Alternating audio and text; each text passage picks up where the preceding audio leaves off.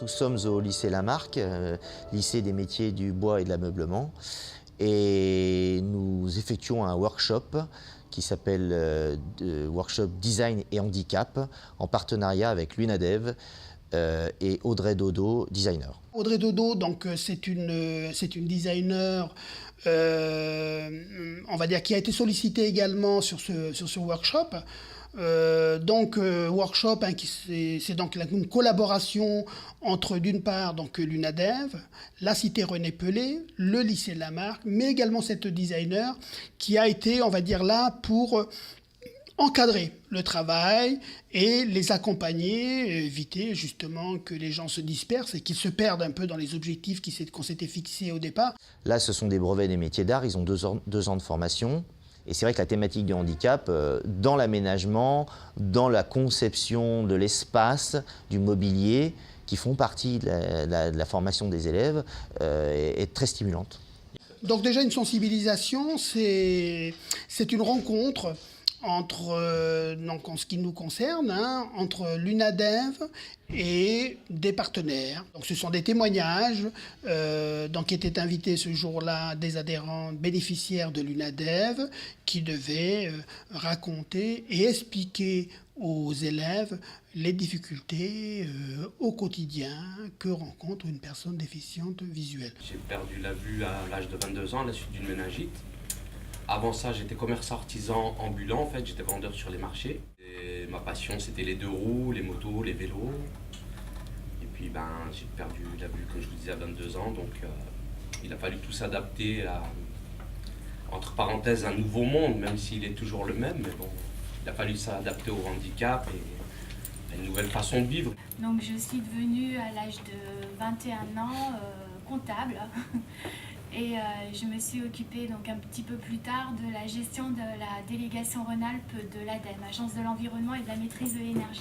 À l'âge de 34 ans, ma maladie est devenue invalidante et j'ai pas pu continuer sur mon poste.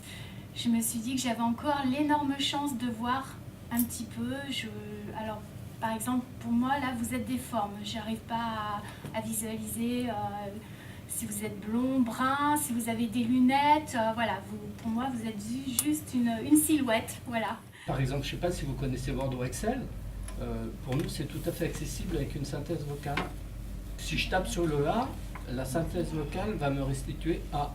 Je tape sur Z, Z, d'accord?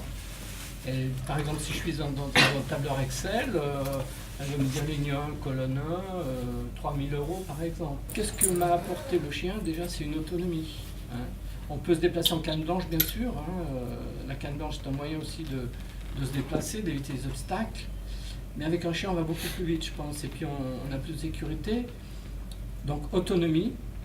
Indépendance, parce que je vais là où je veux, quand je veux, presque. Les opérations de sensibilisation, c'est très important parce que elles sont faites un peu à tous les niveaux. On va aussi bien intervenir dans des écoles maternelles, primaires, que des collèges, lycées. Et aussi, il y a des interventions dans des entreprises. Comme notre population vieillit, personne n'est à l'abri un jour d'être déficient visuel, de mal voir. Et quand on voit mal, il y a plein de petites choses qui pourraient nous faciliter la vie. Et je pense que les jeunes, c'est eux qui prendront les décisions plus tard. Et plus on les sensibilise à ces problèmes-là, et mieux c'est. Donc il y a eu la prospection. Ensuite, on a fait un diagnostic. À partir de ça, on a établi des domaines d'exploration.